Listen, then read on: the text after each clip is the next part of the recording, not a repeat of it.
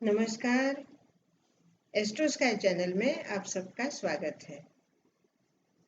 बात चल रही है शुभ योगों की। आज हम बात करेंगे अमल कीर्ति योग। अमल कीर्ति योग ऐसा योग है जो हमारे कर्म से उत्पन्न होता है या कर्म पर आधारित होता है।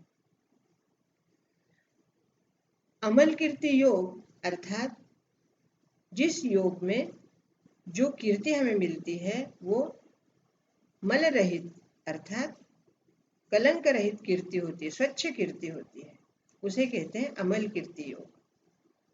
अब ये योग कुंडली में कैसे बनता है या कुंडली में कौन से ग्रह कहाँ हो तब यह योग बनेगा। लग्न स्थान से और चंद्र स्थान से जब कर्म स्थान में शुभ ग्रह आते हैं, शुभ ग्रहों की दृष्टि पड़ती है और कर्म स्थान भी शुभ है, तब अमल कीर्ति योग बनता है। दोस्तों, कुंडली में कई तरह के योग बनते हैं। अब आज हम जिस अमल कीर्ति योग की बात कर रहे हैं वो योग कहने में या सुनने में बहुत छोटा सा लग रहा है, लेकिन वास्तव में अमल कीर्ति योग हमारे जीवन को बहुत प्रभावित करता है।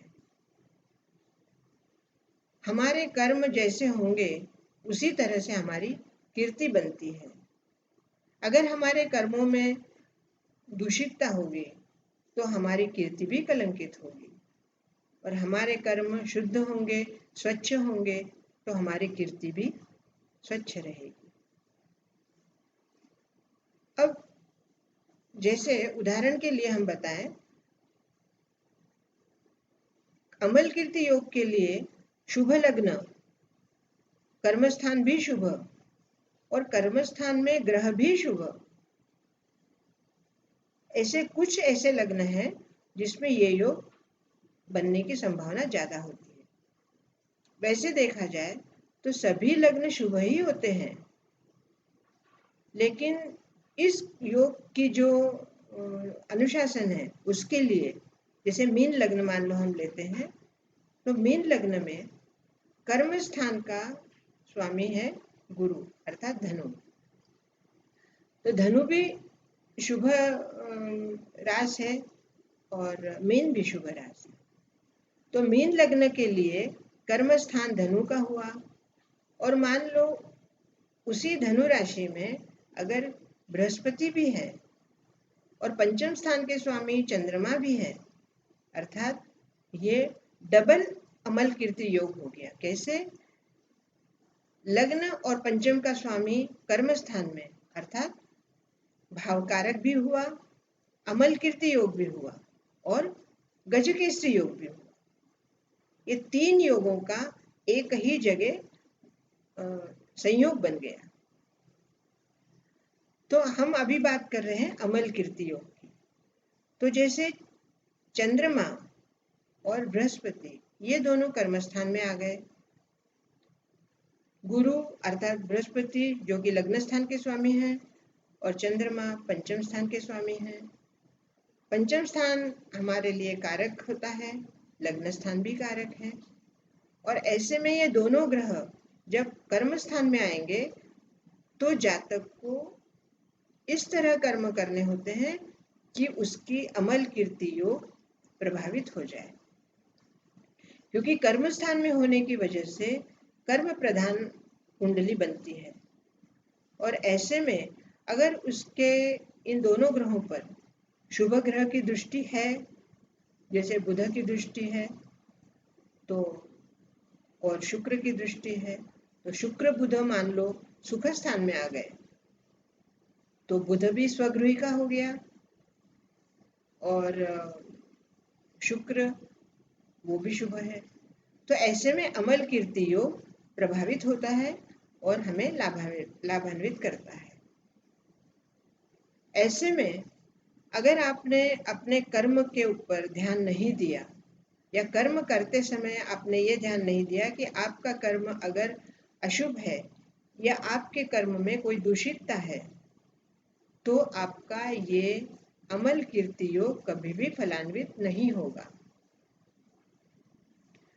इस योग को फलान्वित करने के लिए आपको कर्मों के ऊपर पूर्ण अनुशासन होना चाहिए। आपका कर्म शुभ हो, संकल्पित हो, अनुशासित हो, तभी आपका यह अमल कीर्ति योग फलान्वित होगा। इसके साथ साथ महादशा, अंतर्दशा और गोचर, इन तीनों का भी पूर्ण योगदान रहता है। ऐसे में एक बात सामने आती है, अगर अमल कीर्ति योग गुरु चंद्र के ऊपर अगर किसी अशुभ ग्रह की दृष्टि पड़ रही है तो अमल कीर्ति योग तो नहीं हुआ ये। लेकिन अगर गोचर में अमल कीर्ति योग बना हुआ है और आपकी महादशा या अंतरदशा भी, जैसे मान लो गुरु की महादशा चल रही है और चंद्रमा की अंतरदशा है, तो ऐसे में गोचर के प्रभाव की वजह से उस समय अगर आप शुभ कर्म करें, अच्छे कर्म करें, तो उस कर्म की वजह से आपको ये अमल कीर्ति योग कुछ अंश तक आपको मिल सकता है।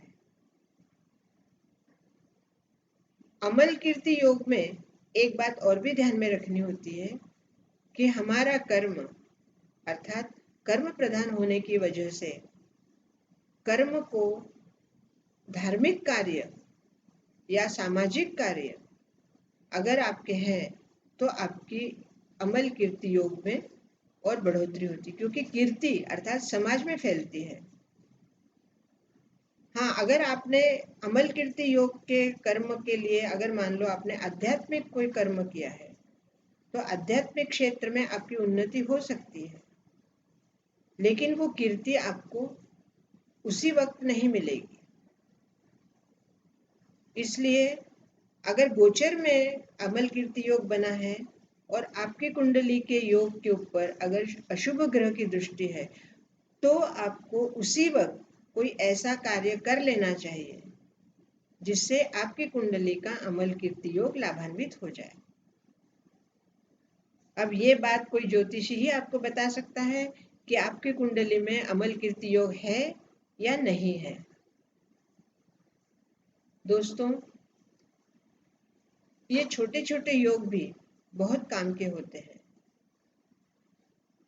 कई बार हमारे कुंडली में कोई भी योग नहीं होता, लेकिन गोचर में कोई ऐसे योग बन जाते हैं और उन योगों का अगर हमें ज्ञान हो और हमारी कुंडली में योग ना हो, फिर भी हम कर्म से उन योगों को आत्मसात कर सकते हैं और उन योगों को हम फलान्वित भी कर सकते हैं।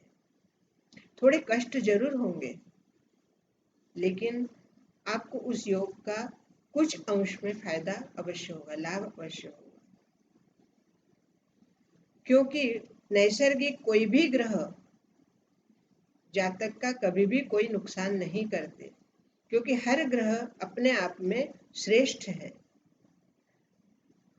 कुंडली में विरुद्ध ग्रह अर्थात शत्रु पक्ष के ग्रह और हमारे पक्ष के ग्रह दो यूनिट में होते हैं। वो तात्कालिक होते हैं और नैसर्गिक भी होते हैं, लेकिन कोई भी ग्रह ये आपके मन में कभी भी ये भावना ना लाए कि कोई भी ग्रह आपके लिए अशुभ है। ग्रह कोई भी अशुभ नहीं होता। ग्रह हमेशा सबका भला ही करते हैं, लेकिन जैसे शनि है, राहु है, केतु है, मंगल है, इन ग्रहों का अपना स्वभाव है कि वो जातक की परीक्षा लेते हैं या उनके स्वभाव के अनुकूल जब कोई कार्य नहीं होता है तो हमें ऐसे लगता है कि ग्रहों ने हमें कष्ट दिया। 9 ग्रहों में से कोई भी ग्रह खराब नहीं है। सभी ग्रह अपने आप में श्रेष्ठ हैं, अच्छे हैं और शुभ अशुभ दोनों फल मिलते हैं। इसलिए मन में ये धारणा रखना कि अमुक ग्रह खराब है या अमुक ग्रह अच्छे हैं, ऐसा नहीं होता है। जैसे जैसे आप कुंडली का या ग्रहों का अध्ययन करते हैं या उनके सम्मुख आप उनकी भाषा समझते हैं या उनके गोचर में या एस्ट्रोनॉमी अर्थात खगोल शास्त्र की तरफ से आप जैसा उसका अध्ययन करते जाते हैं तो आपको पता चलता है कि कोई भी ग्रह किसी भी जातक के लिए खराब नहीं होते। दोस्तों, इसी तरह हम योगों की बात करते रहेंगे और अभी फिलहाल तो शुभ योगों की बात चल रही है, उसके बाद अशुभ योगों की बात होगी। तो आपको मेरा कहना जो मैं कह रही हूँ आपको कैसे लग रहा है कमेंट्स में ज़रूर लिखें और मेरे चैनल को सब्सक्राइब करें। जिन लोगों ने चैनल को सब्सक्राइब किया है उनको बहुत बहुत धन्यवाद और मेरे लाइक करें, बेल बजाएं। बहुत बहुत धन्यवाद।